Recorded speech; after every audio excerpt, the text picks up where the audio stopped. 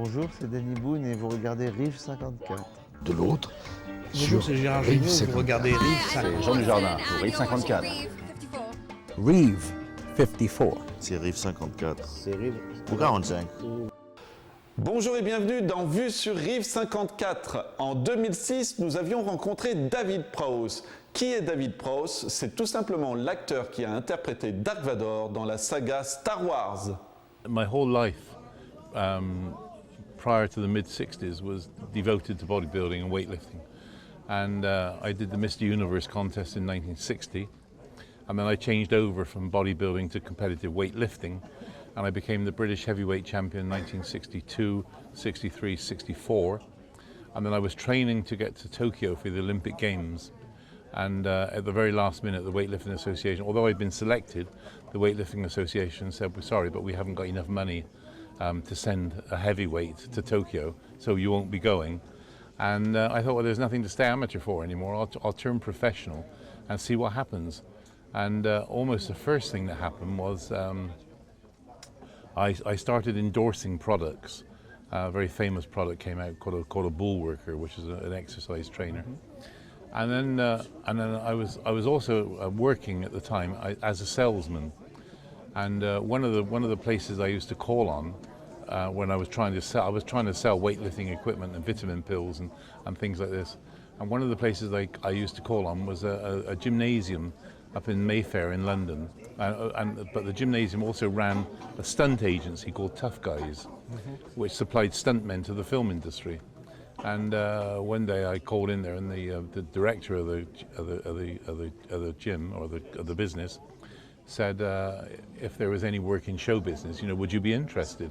And I said, well, I've never acted. I've never acted before. I've never done any sort of amateur dramatics or church dramatics or club dramatics or anything like this.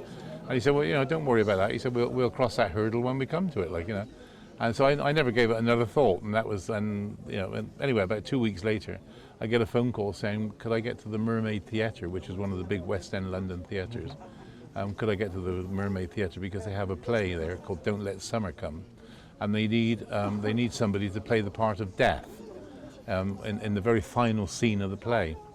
And so I went to the theatre and met up with the director, who was a guy called Bernard Miles, very famous stage actor and director. And he said, well, we need somebody for the finale of this play.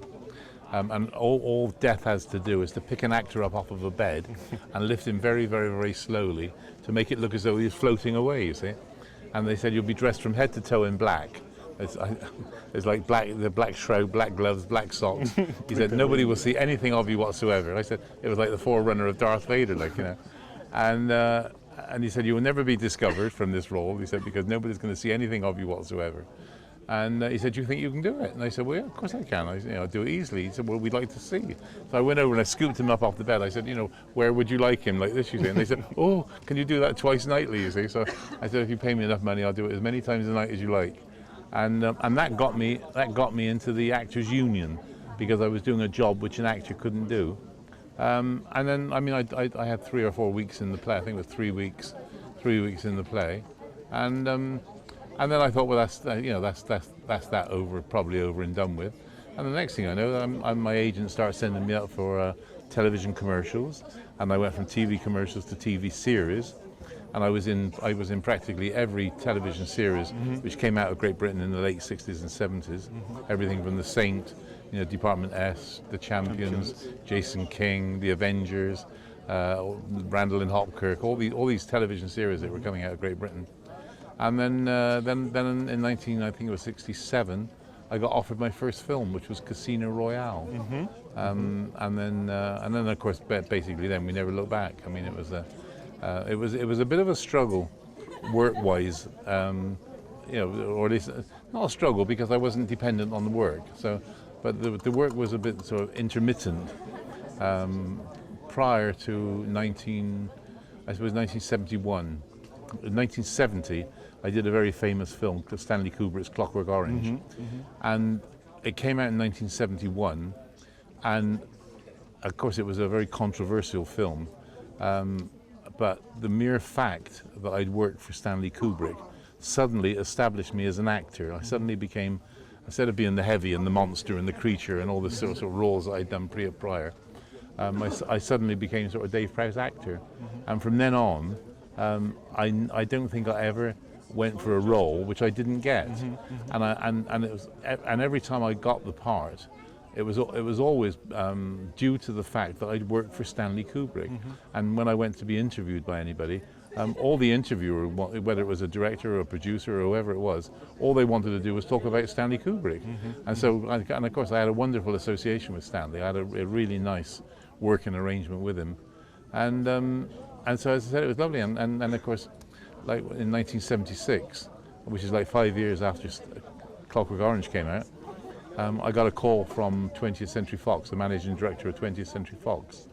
And he said, I got this, I knew him, he was like a personal friend. And he said, I got this guy over from America called George Lucas. And he said he's going to do a film over here, which is like a space fantasy movie, and he wants to see you. And I said, well, that's fine. Look, I'll come up. I'll come up and have a chat with him. I'd never heard of him, like, you know. And so I went up to the 20th Century Fox offices in London, and I got introduced to George. And he said, well, I'm doing this this movie called Star Wars, and I'd like to offer you one of 2 parts in the movie. And I thought, well, this is unusual, like being offered like 2 roles in the movie. Yeah. And I said, well, what are the 2 roles? And he said, well, the first one's a character called Chewbacca. And I said, what in the hell's Chewbacca? And he said, it was like a hairy gorilla that goes through the film on the side of the goodies. And I thought, oh no, I don't fancy that very much. I said, what's the other one? What's the other part? And he said, well, the other one's the big villain of the film, a character called Darth Vader, you see. I said, don't say any more, George, I'll have the villain's part. And that basically was as simple as that, like, you know. And he said, tell me for why. Why did you choose the villain's part? And I said, well, if you think back on all the films that you've ever seen where there are goodies and baddies, I said, you always remember the baddie. You see? And I said, you only got to think back on all the James Bond movies. I said, you remember people like Dr. No. I said, you remember Odd Job, you remember Goldfinger, you remember Blofeld, you remember Scaramanga, you remember all these terrible villains. Like I said, but you tell me who played James Bond in the movie. And he just turned around and said, well, Dave, he said, nobody will ever forget Darth Vader. And here we are. This is like 30 years later. I mean, 30 years now, 30 years today, I was actually working on Star Wars. Do you remember the first time you saw the suit, the helmet? How did you feel about the first time I saw the suit, well, I went to the theatrical costumiers and met up with John Mollo, who was a costume designer, and he showed me the design for the suit. And then it was only then I realized I was into another masked role. I didn't realize that Darth Vader was going to be another masked part. And I thought the whole thing looked interesting, but no more than that. And then what happened was the costume was delivered to the studios, and I you know, obviously the costume, I tried the costume on, and it was all made to measure, so it all fitted, like, you know. But we were waiting for the mask and the helmet to arrive, you see, and I always remember I was at the studio, and I was in the suit, and all of a sudden somebody shouts, you know, the mask and the helmet are here. And so they came and put it on me, and I was sat down, you know, I was sat down like this, you see, and George Lucas said to me, he said, well, can you move your head from left to right, and let's see how the mask moves, you see, let's see how it all moves. And so I went like this, you see, like this, and the mask still stayed facing forwards, you see. And of course, quickly, I just turned around and said, oh, well, you've obviously made the mask miles too big. I said, let's, you know, you have to remold and make another mask, you see. And he said, oh, no. He said, the mask and the helmet looks absolutely perfect with the rest, in line with the rest of your body. You know, that's, you know, the size of the Darth Vader suit. He said, what we'll do, we'll pad the inside of the helmet out with foam rubber.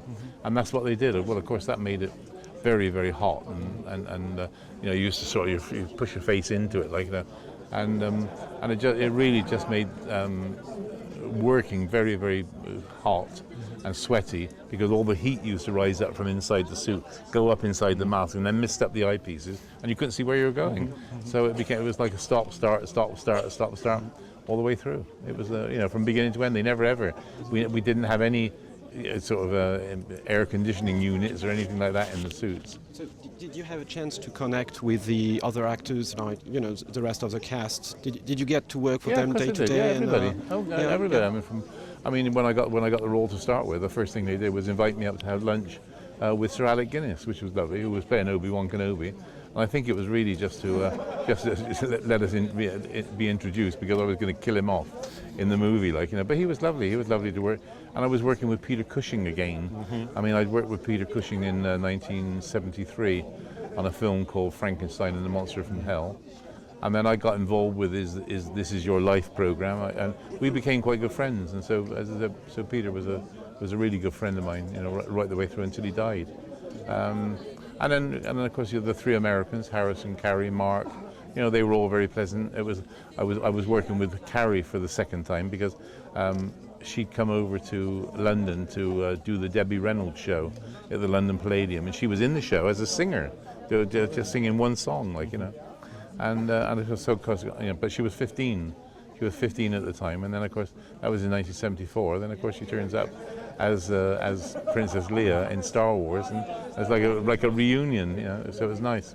And during the shooting, did you feel that there was something special about this movie, or because we read a lot that nobody believed in the movie? No. I to be honest, I thought I was doing a load of rubbish. I thought I was the only thing that gave the game away was you could see there was lots of money spent on sets, and of course, you know, you think to yourself, well, if it is a load of rubbish, you know, what's Sir Alec Guinness and Peter Cushing doing in the movie? See? So I mean, those were two sort of giveaways.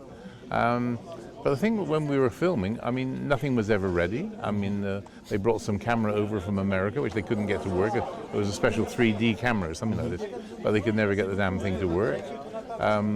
You worked according to the sets that were built, and you had no idea as to where the action you were doing fitted into the rest of the story. And then and it got worse on the second and third, because we didn't even have a script. Never had a script at all. I mean, there were scripts, but the likes of myself and the other actors, we weren't allowed scripts because they were paranoid about secrecy. But on the first one, it was I was on it for 5 months, and I was dying to get off of it. Just one last question, please, about your Hammer days. In fact, yeah. When you worked with Jimmy Sangster and Terence Fisher. That's right. Did you make?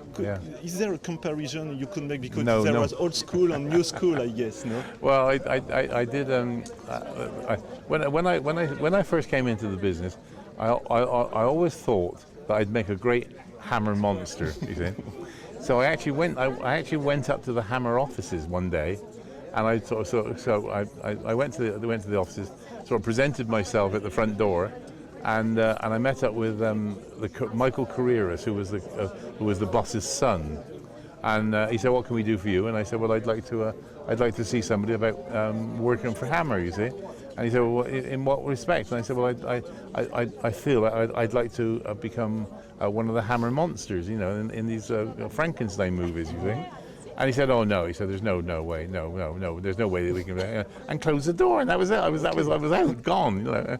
And then what happened was in 1970, Jimmy Sangster, who I'd never met before, but he was Hammer's. He used to produce, direct, and write for Hammer. He was their script writer of the whole works, and he rang me up one day and said, "Look, you know, can you come and see me? I'm doing this film called The Horror of Frankenstein, and I'd like to have a chat with you about the role."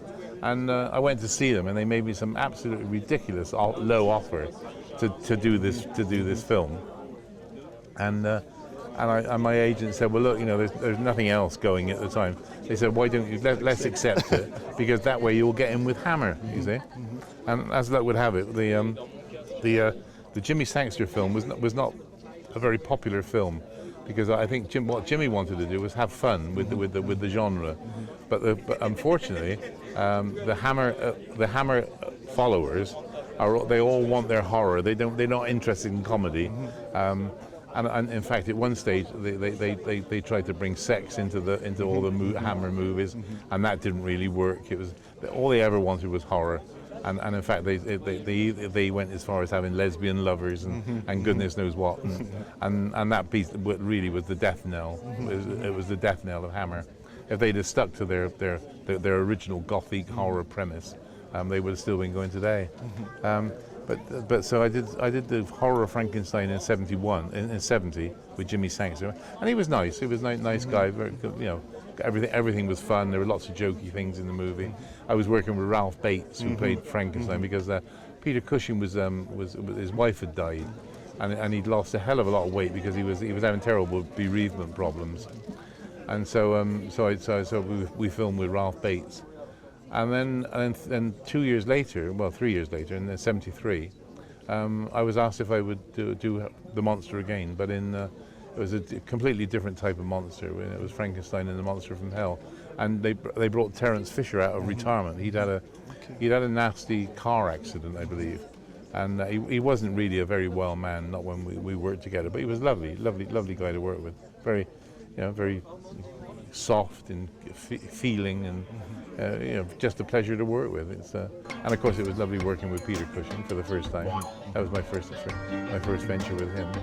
And then between those two, I did a film called Vampire Circus, which was directed by Robert Young, which I personally thought was one of the best ever of the Hammer horror movies. It's a little bit experimental. No? Well, it was. It was completely different to all the other ones, and they had these fantastic sort of images of the animals changing into humans and the humans changing into animals. And I thought, and of course, it was very overtly sexual as well. It was a real eye opener of sexual, you know, sexually. I just thought it was a great movie. The only trouble was, with Hammer, when you make a film for Hammer, they turn around and say, well, you've got 6 weeks and you've got X amount of money. If you go over that, you've had it. There's no way that they'll let you go over. And I think Robert Young finished the film wanting about 3 more days to finish the movie off, and they said no, just chop the movie to what you've got. And I think that ruined it a little bit. You know, I think there could have been there. If he'd been given the right leeway, he could have. It would have been one of the classic. Well, I still think it's one of the classic Hammer movies. Nice yeah, movie. yeah. But he was lovely man to work with.